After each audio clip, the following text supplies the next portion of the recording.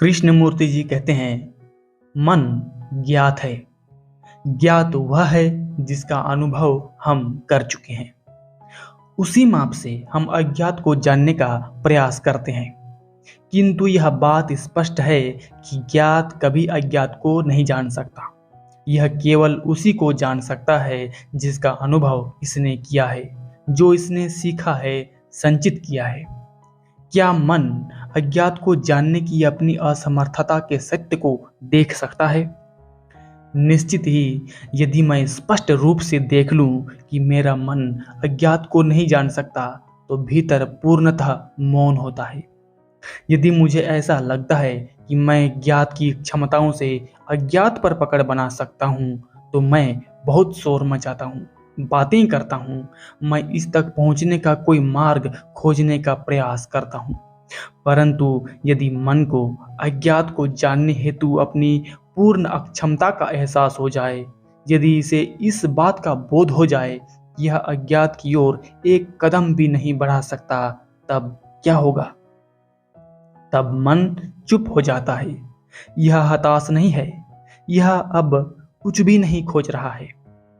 खोज की गतिविधि ज्ञात से ज्ञात की ओर ही हो सकती है। मन तो बस यही कर सकता है कि यह जान ले कि यह गतिविधि अज्ञात को कभी नहीं खोज पाएगी। ज्ञात की ओर से की गई प्रत्येक चेष्टा ज्ञात के क्षेत्र में ही होती है। यही एक बात है जो मुझे महसूस करनी होगी, जिसका मुझे प्रत्यक्ष बोध करना होगा।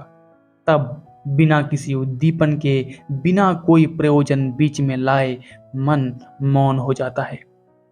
क्या इस बात की तरफ आपका कभी ध्यान नहीं गया है कि प्रेम मौन होता है? यह किसी का हाथ पकड़ते समय, या स्नेहपूर्वक किसी बच्चे को निहारते हुए, अथवा संध्या के सौंदर्य को ग्रहण करने के क्षणों में हो सकता है। प्रेम का कोई अतीत या भविष्य नहीं होता, और इसीलिए इसमें मौन की असाधारण अवस्था होती है। और बिना इस मौन के, जो कि पूर्ण रिक्तता है, सर्जन होता ही नहीं। अपनी क्षमताओं में आप बड़े चतुर हो सकते हैं, किंतु जहाँ सर्जन नहीं है, वहाँ विनाश है, क्षय है, और तब मन का क्षरण होने लगता है। वह मुरझा जाता है, बिखर जाता है।